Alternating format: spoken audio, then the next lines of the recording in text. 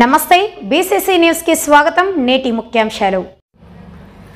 పచ్చకామర్ల అంబటి శుభప్రదమైన పసుపుతో పేదవాటి అన్న క్యాంటీన్ కనపడదా అయితే ఎమ్మిగనూరుకు రా పీవి। పచ్చకామర్ల అంబటి శుభప్రదమైన పేదవాడికి పట్టెడన్నం పెట్టే పసుపు అన్న క్యాంటీన్ నీకు కనబడదా అని అయితే ఎమ్మిగనూరు సోమప్ప సర్కిల్కు రావచ్చు చూడు కనిపిస్తుందని ఎమ్మెల్యే బివి జయనాగేశ్వరరెడ్డి పేర్కొన్నారు।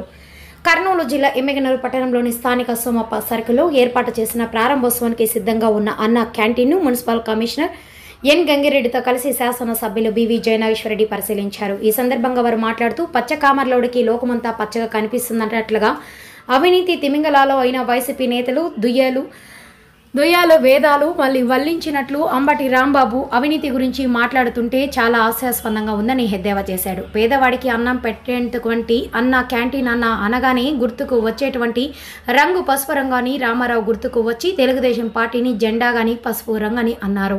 ఈరోజు శుభప్రదమైన పసుపు రంగుతో అన్న క్యాంటీన్ను పేదలకు అన్నం పెట్టే మంచి కార్యక్రమానికి ముందుకు తీసుకుని పోతుంటే పనికి మాలిన మాటలతో మాట్లాడుతూ సరైన కుడల్లోని లేవని సర్కిల్లో లేవని అంబటి రాంబాబును ఒకసారి ఎమ్మిగనూరుకు వచ్చి చూస్తే సోమప్ప సర్కిల్ శ్రీనివాస సర్కిల్ ఎక్కడుందని కనిపిస్తుందని సవాల్ చేశారు। ఎటువంటి ప్రధాన కూడల్లో ఎందుకు పెట్టాం తెలుస్తుందన్నారు। కేవలం అవినీతి అని చెప్పే 5 సంవత్సరాలుగా ప్రజావేదికను కూల్చడం దగ్గరుండి నాడు నేడు కింద కేవలం రంగులు కొట్టుకుని ఏదో బ్రహ్మాండంగా పోడు చేశామని చెప్పిన మీరు అవినీతి మట్టి పనులు చేసుకుని భూములు రీసర్వే చేసుకుని అక్కడ పాతిన రాళ్లపైన కూడా జగన్ బొమ్మలు వేసిన చరిత్ర మీదన్నారు। ఈరోజు మీరు ఇటువంటి పనికిమాలిన మాటలు మాట్లాడినందుకు ప్రజలు 151 అన్న మీకు మధ్యలో ఉన్న 5ను తీసేసి కేవలం 11ను మాత్రమే ఇచ్చారని తెలిపారు। ఇటువంటి పనికిమాలిన మాటలు మాట్లాడితే అది షటిల్ టీం అవుతుందన్నారు। ఈ కార్యక్రమంలో టీడీపీ శ్రేణులు పాల్గొన్నారు। పసుపు రంగుతో అన్నా క్యాంటీన్ చూస్తున్నారు మీరు చేసేటువంటి కార్యక్రమం ద్వారా పేదలకు అన్నం పెట్టి ఈ కార్యక్రమాన్ని మేము ముందుకు తీసుకుపోతుంటే పనికిమాలిన మాటలు మాట్లాడుతున్నారు।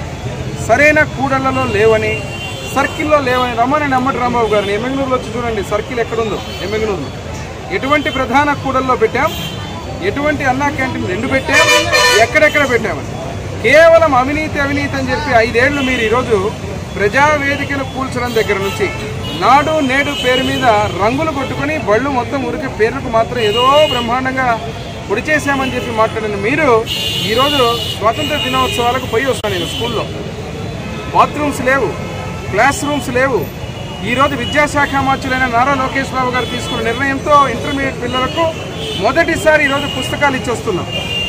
మరి ఏమైంది ఇవన్నీ మరి కేవలం మీరు రంగులు పూసుకొని అవినీతి చేసుకుని మట్టి పనులు చేసుకుని ఆఖరికి పల్లెల్లో మీరు పోతే రీసర్వే పేరు మీద భూములు రీసర్వే చేసుకొని రాళ్లు బాటుకుంటే ఆ రాళ్ల మీద కూడా జగన్ బొమ్మలు కొట్టుకున్న చరిత్ర మీద మీరు ఈరోజు ఇటువంటి పనికిమాలిన మాటలు మాట్లాడుతూ ఉంటేనే అందుకే 151 నుంచి 5 తీసేసి 11కు క్రికెట్ టీంని చేశారు।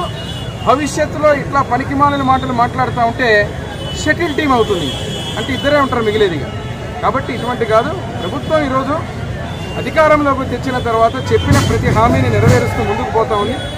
ముందుకు పోతున్నప్పుడు మీరు సహకరించండి అంతే తప్ప పేదవాడికి అన్నం పెట్టే అన్నా క్యాంటీన్ల మీద మీరు అవాకులు చెవాకులు మాట్లాడితే వారి శాపం ఇప్పటికే తగిలింది।